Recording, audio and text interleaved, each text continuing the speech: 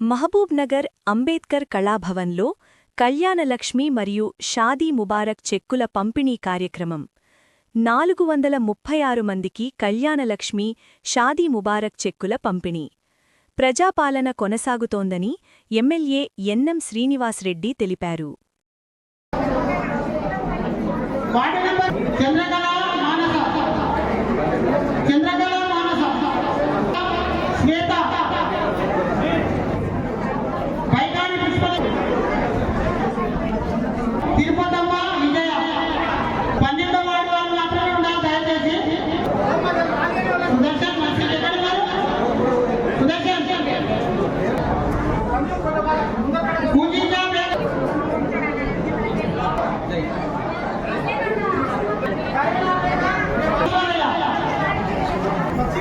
photo ముందు బిడ్డ మనకు